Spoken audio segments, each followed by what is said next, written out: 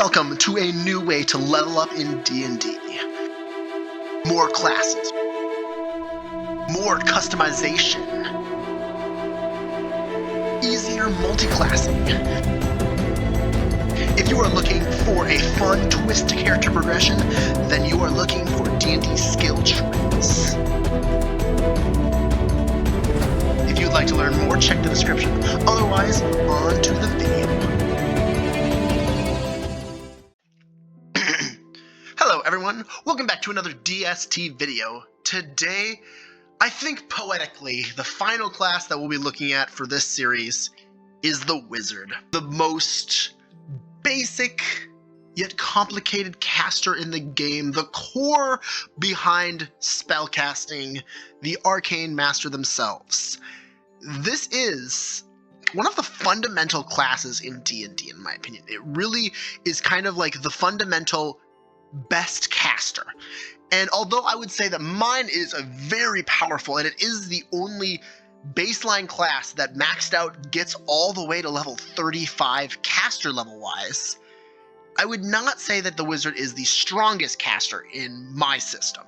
It is definitely a runner-up for the most powerful, depending on how you define power. But classes like the Oracle, Sorcerer, even Magus and Gish, Warden and Shaman, and even things like the Druid or Manipulator all have really potent capabilities for spellcasting. That's not even counting things like the Archivist and Artificer, which most of their power comes from different methods of spellcasting. For example, the Archivist is really good with ritual spells. They're actually even better than the Wizard because of the way that their spellcasting works. They never run out of juice as long as they have a couple of minutes to prepare. Whereas the Artificer gets a lot of their power, not necessarily from their spellcasting, but from the ability to kind of take whatever they want from other classes and stitch them onto their class. And although it is a spellcaster, I would say that Artificers often will function a lot better as a support character. But all of that being said, the Wizard is really good. It's kind of a basic class, and the reason I'm kind of talking a lot before I actually get into the class itself is because a lot of the power of the Wizard is the fact that it is the only class in this entire system that by itself gets to caster level 35. Which, may I remind you, you get 6 first level spell slots, 5 second level spell slots, 4 third level spell slots, 4 fourth, 4 fifth, 3 sixth, 3 sevenths, and then 2 eighths and 2 ninth level spell slots when you are at level 35 in caster. That is the highest you can get, and it is the bulk of the reason why the Wizard is so strong. They get some of the highest level spells, some of the fastest. Druid is still faster than them for most cases, but they'll get higher than the Druid faster than the Druid can get there. And Wizard is just really good. Arcane Recovery is a great way to just get your spell slots back. There's a bunch of features, but mostly the power of the Wizard is going to be in the caster plus levels that you're going to be taking. And why I'm prefacing this is because the class is going to go by really quickly. But I don't want that to dissuade you from the fact that the Wizard is really powerful and really strong. Another thing you can do is I'd really like it if you liked the video or subscribed. I know it's kind of annoying when people say this, but it really helps the algorithm, so I'm going to say it. Anyway, we're going to get into the Wizard now. The Wizard is a D6 hit dice character with Constitution as their major stat and Intelligence as their spellcasting stat. This is pretty typical for a lot of spellcasters, and it is also pretty typical for a lot of martial characters to have Intelligence being their spell stat, which means that Wizard pairs pretty well with a lot of classes if you want to do a subclass dip in something like Artificer or Fighter, and they're great for multiclassing as well. But what do we get for starting Wizard? Let's find out with the starting benefits. They get 6 plus their Constitution modifier in hit points, 1 hit dice, daggers, darts, slings, quarterstaffs, light crossbows for proficiencies. They don't get any armor. And they get to choose 1 set of tools. They get Intelligence and Wisdom saving throw proficiency, and they get to choose 2 from Arcana, History, Insight, Investigation, Medicine, and Religion. They also get a +2 caster, which not a whole lot of casters actually get from starting benefits. They'll often get a +1, but the Wizard gets a +2 because it is a really good starting class for being a full caster. And that also means you'll get the spellbook ability, which is on the first node, which also gives you a +2 to your caster level. So keep in mind that you'll be a 4th level caster by just starting Wizard. But what does spellbook say? Well, this is one of the most complicated ways to get spells in the game, and not quite as complicated as the shaman, but it's probably a little bit more complicated than any normal caster, which is like you get known spells or you get prepared spells, because the wizard gets known and prepared spells. Let me explain. Its spellbook says that you gain access to the wizard spell list. You get a +2 to your caster level, and you learn 2 cantrips.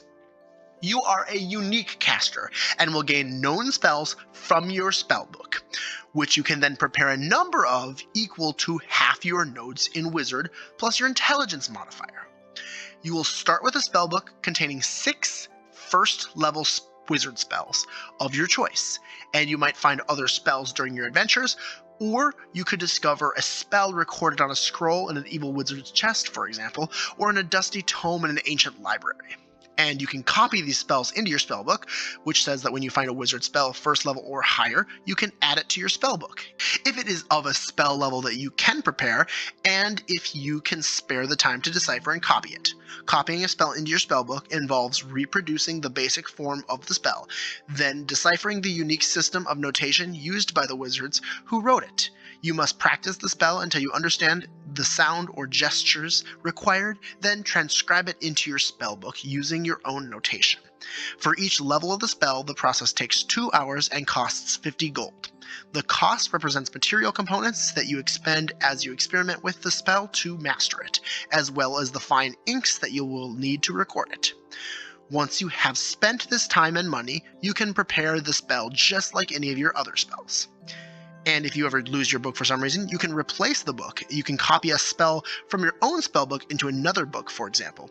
And if you want to make a backup copy of your spellbook, just like copying a new spell into your spellbook, but faster and easier since you understand your own notation and already know how to cast the spell. You will need to spend only 1 hour and 10 gold for every level of the copied spell. And if you lose your spellbook, you can use the same procedures to transcribe the spells that you've already prepared into a new spellbook. Filling out the remainder of your spellbook requires you to find a new spellbook to do so as normal. So kind of complicated, but overall, you get spells. You get to prepare a number of spells that you have total. So basically, you're a known caster, but you get to prepare a number of those known spells whenever you take a long rest. So you're kind of like half prepared, half known. And just like normal known spellcasters, you actually get extra spells. So often you'll get a +3 spells in your spellbook instead of a +2 known spells like most casters will get. But that's kind of it. Let's hop right into the wizard. I'm going to run down the middle path first, starting with Arcane Recovery. A very simple ability. It says that when you have some time to recover, you can recover one of your most powerful spells by studying your spellbook. After finishing a short rest, you can regain 1 spell slot of a level equal to or lower, must be of a level that you can have access to, than your intelligence modifier. And when you receive this feature again, you can regain 2 slots, but the second must be at least 1 level lower than your highest one that you gain. So if you get the +2 intelligence maximum, you can eventually recover like a 6th level spell, but you have to actually be able to cast 6th level spells before you can do that. Continuing forward, we'll get a +3 to our spells and spellbook, a +2 caster, a proficiency bonus increase, and then we can grab Over Channel. This says that you can increase the power of your simpler spells. When you cast a wizard spell of 1st through 5th level that deals damage, you can deal maximum damage with that spell. The first time you do so, you suffer no adverse effects. But if you use this feature again before you finish a long rest, you take 2d12 necrotic damage for each level of the spell, immediately after you cast it. And each time you use this feature again before finishing a long rest, the necrotic damage per spell level increases by 1d12, and this damage ignores resistances and immunity. After that, we can pick up a feat, a +3 to our caster level. Again, those bonuses are going up pretty quick in comparison to most casters.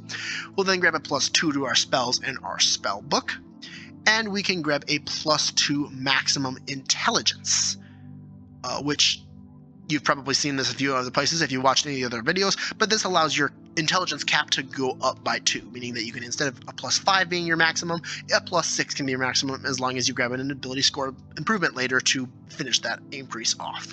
Which, speaking of, let's grab this ability score improvement over here. Grab another +2 to our spells in our spellbook. Grab a +2 to our caster level. And then pick up Awakened Spellbook. Awakened Spellbook says that your spellbook can now be used as a spellcasting focus, and your spellbook now always floats near you and you need not hold it to cast spells. This is really nice, especially for if you're playing a Gish Wizard, because your spellbook can float around next to you while you're fighting, and it, first of all, is kind of sick sounding, but also it means that you don't need to have, you can like wield a two-handed weapon without needing to hold your spellbook to still cast your spells. It also says that no creature can take your spellbook from you or damage it while you are conscious, which is pretty nice.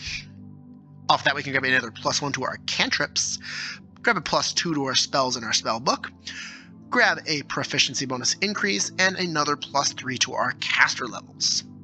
Again, like I said earlier, most of this class is going to be spellbook increases, caster increases, cantrip increases, proficiency bonus increases. It's not a whole lot of actual stuff in the wizard because most of its power is in its spell list. Something that's not in its spell list, though, is enforced cantrips. This is a really nice one, especially a nice 2-level dip into this from like Warlock can be super nice. This says that your damaging cantrips affect even creatures that avoid the brunt of the effect. When a creature succeeds on a saving throw against your cantrip, the creature takes half the cantrip's damage, if any, but suffers no additional effects from that cantrip. This is really nice. Actually, this doesn't have anything to do with Warlocks. I don't know why I said that. This is really nice if you are spamming the saving throw based of like cantrips like Toll the Dead or Sacred Flame. These make a saving throw based ones because it'll do a little bit of damage even if the target succeeds. After that, we can pick up a +3 to our caster level, a +3 spells in our spellbook.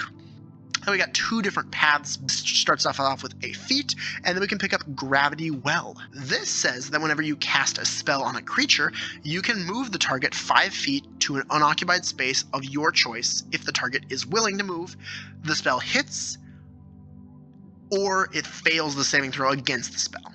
So basically this allows you to basically have a ton of battlefield control whenever you're doing something. For example, a great combo that I can think of is if you're wizard with action surge because you took some fighter levels, you could, for example, throw down a really big spell that targets a bunch of creatures.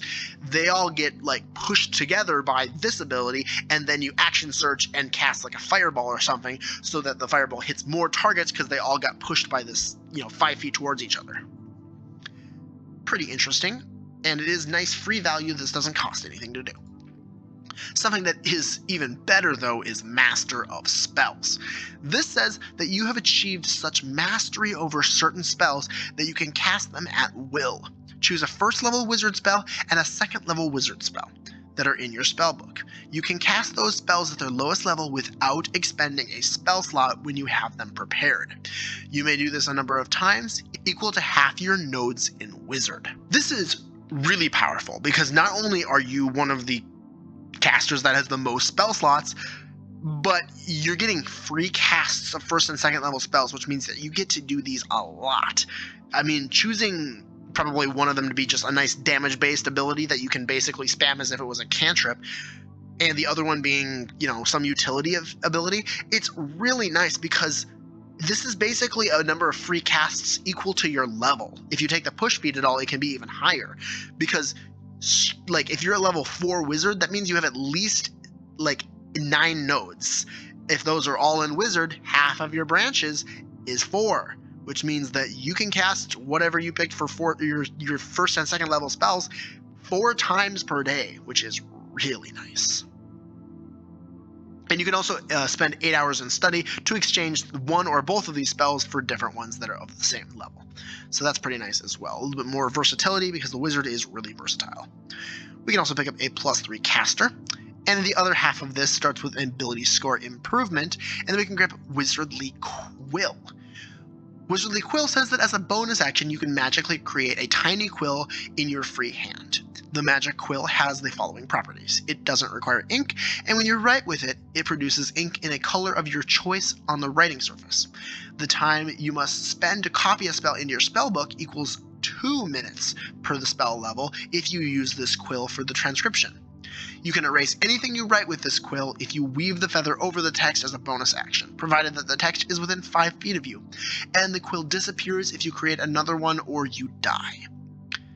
Not necessarily the strongest ability, but the ability afterwards, +3 caster and then +1 maximum proficiency bonus increase, is really good. Because again, your spell save DC is tied to your proficiency bonus, which means that getting this +1 maximum proficiency bonus increase and then grabbing a proficiency bonus increase later means that you could get all the way to a +7 for your proficiency bonus, which is really nice, especially tied with the +2 max intelligence bonus increase.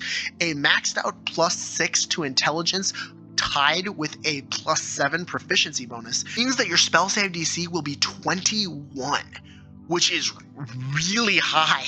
And finally, we've kind of been avoiding it the whole video. Let's go to the left half of the wizard, which is actually one of the abilities that I would recommend picking up pretty quickly, Ritual Spellbook, or Spellbook Rituals, sorry. It says that you can cast any spell that has the ritual tag, and it is written in your spellbook, and when you cast it in this way, it takes 10 extra minutes to cast. It can be any spell in your spellbook, not just the ones that you have prepared for the day. Moving up first, we'll grab a +1 to our cantrips, and then we can pick up Sculpt Spells. This is a fun ability that I'm sure a lot of people know because it's based off of the subclass feature with the same name. It says that you can create pockets of relative safety within the effects of your evocation spells. When you cast an evocation spell that affects other creatures that you can see, you can choose a number of them equal to 1 plus the spell's level. The chosen creatures automatically succeed on their saving throws against the spell, and if they take no damage, if the spell would normally deal half damage on a successful save.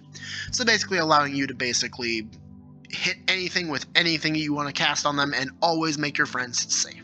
Well, as long as it's an evocation spell at the very least. Pretty good ability. Following that, we can get a +2 spells in our spell book, and we can grab the second layer of Arcane Recovery, which again allows us to recover a second spell whenever we use it, but the slot has to be one less than the first one. There's a little offshoot here to grab an ability score improvement, and off that we can grab a proficiency bonus increase, as well as another +2 spells in our spellbook, and a +3 caster level increase. And far left, we can start with a +2 caster, a +3 spells in our spellbook, and we can grab Encase Spell. This says that when you cast a spell using a spell slot of 4th level or lower, you can condense the spell's magic into a mote. The spell is frozen in time at the moment of casting and held within a gray bead for up to an hour. The bead is a tiny object with an AC of 15 and has 1 hit point. It is immune to poison and psychic damage. When the duration ends, or if the bead is destroyed, it vanishes in a flash of light and the spell is lost. A creature holding the bead can use its action to release the spell within, whereupon the bead disappears. The spell uses your spell attack bonus and save DC, and the spell treats the creature who released it as the caster for all other purposes. Once you create a bead with this feature, you can't do so again until you finish a short or long rest. So a little bit of archivist flavor behind this one, but it's definitely not quite as strong as the spell scroll capabilities that they have, but it is still nice to have. Afterwards, we can pick up a +3 caster, a +1 cantrip, grab another feat, a +1 proficiency bonus increase, a +2 caster, and finish the whole wizard class off with Convergent Future. This says that you can peer through the possible futures and magically pull one of them into the events around you, ensuring a particular outcome. When you or a creature you can see within 60 feet of you make an attack roll, an ability check, or a saving throw, you can use your reaction to ignore the die roll and decide whether the resulting number that's rolled is minimum needed to succeed or 1 less than that. And when you use this feature, you gain 1 level of exhaustion, and only by finishing a long rest can you remove a level of exhaustion gained this way. This is crazy good. Honestly, I kind of wish I would have put this on the Magician class tree, but it just is so nice for the wizard, and honestly, it makes a lot of sense for them as well. The ability to basically say, this happens, I will force it to happen. There's no gamble behind it. You pick if it succeeds or fails, and you always get to do so. There is no saving throw, no nothing. You say, this happens. Now, you're going to be getting exhausted really quickly if you do this a lot, but it's a really good ability. Anyway, that's the Wizard. I know I went through it pretty quickly, but again, most of it is just the caster increases. And I do think I really like the way that the Wizard turned out. It's very simple, despite the spellbook being kind of complicated. But once you understand how the spellbook works, it's a very simple class. It's one of the easiest to understand, I would actually say. And yeah, thanks for watching. That's the end of the video. Have a nice day. Goodbye.